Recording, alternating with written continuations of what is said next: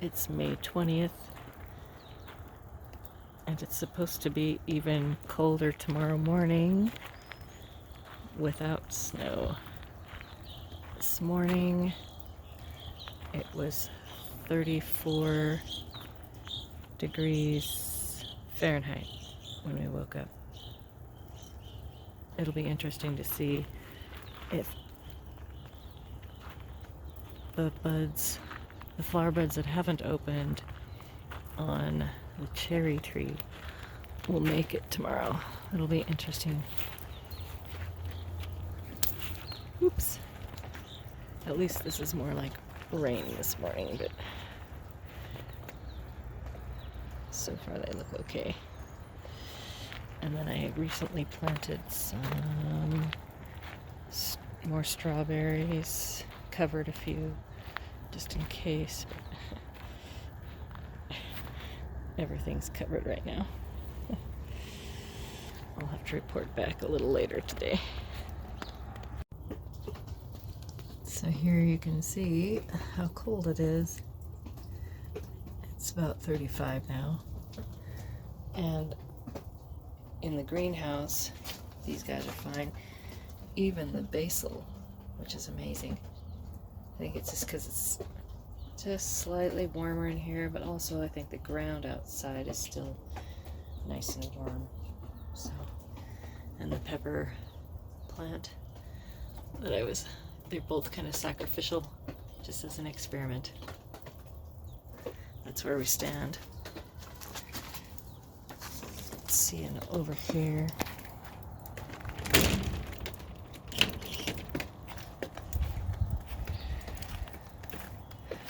they're all doing fine so far. At least we got to enjoy a few flowers.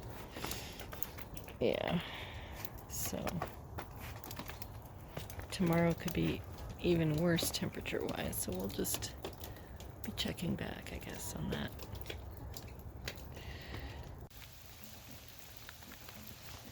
So it is raining today, but it's gorgeous and everything has flourished despite our storm. It's really beautiful. Beautiful morning. Really happy. The tree is beautiful this morning. Crabapple. The vinca minor, which is not invasive in our area, which is great. Euphorbia.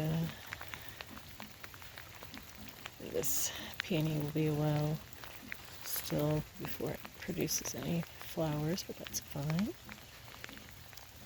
We already have probably some red currants forming. I love this peony. It's just always beautiful. Alright, and then over here it's an Arnold's Red Honeysuckle. You can see the beautiful, they haven't opened over here yet, but the ones that have will be really beautiful. Let me see if I can get to this. I think the other one's probably further along, so I'll show you that one. These are some wild strawberries. I don't know if they've ever actually produced anything. They always have flowers. I don't think I've ever seen any fruit on them. This is our big-toothed maple. And it started out as a tree, but then some deer got in the yard, and now it's more of a bush shrub. But that's fine. Who knows? I kind of like the shape better. This is French Tarragon. It does not spread. It doesn't produce any viable seeds or anything, but it tastes great. And this is a new addition. Zoegila Wine and Roses. If I can find a flower that's open. Let's see, it's got a nice, there we go. Center is kind of lighter pink, hotter pink on the outside, and then I love that foliage. This is a Mongolian Cherry, and unfortunately it suckers like crazy. And I'm going to have to do something about that soon. This right here is a 9 bark.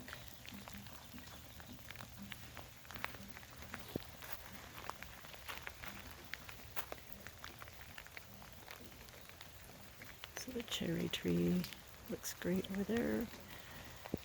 I have to do some pruning at some point, but still it's nice. And then this is our Juanita plum. And this is an underwood plum. And then our neighbor has a transparent apple tree. We have a purple leaf sand cherry back there, which I could probably prune to make it a little bit more bush form, bring me a little bit more foliage. So, the wisteria. It's a Kentucky wisteria, and we had a mild year, probably like a season 5, or zone 5, so that did really well. Still this is a type of Veronica Speedwell. It's a taller form. This stuff right here looks sad right now, where it's a Perovskia Russian sage. This is a Yunts monk. It has wonderful, wonderful fragrant flowers all summer long.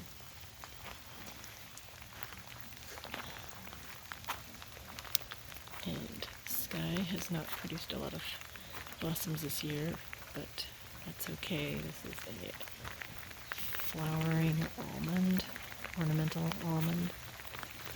You can see in a really good year it would be really covered with tons of these.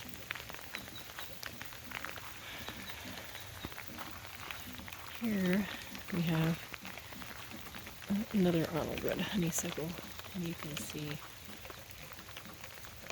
how when the blossoms open, it's really vibrant.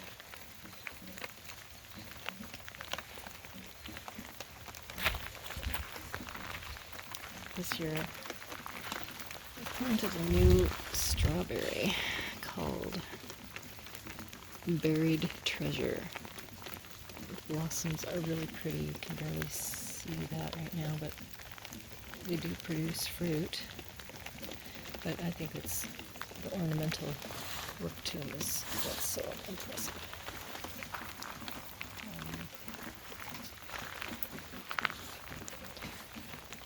And we had a problem with a type of borer. I think it's a kind of a wasp.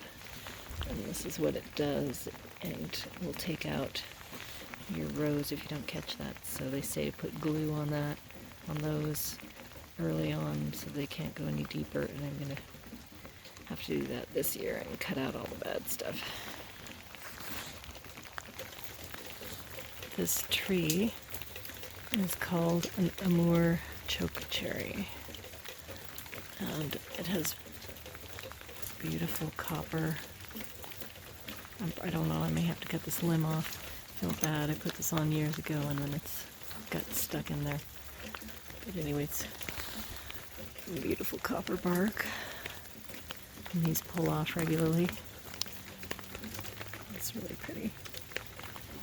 But as it ages at the bottom, it gets kind of rough looking like that.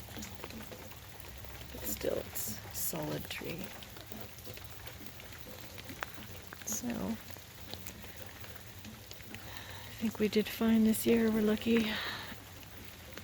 Even that apple tree in the far corner, it's a Macintosh. and it did just fine. I'm thankful for that. All right, well, enjoy the rest of the weekend. Thanks.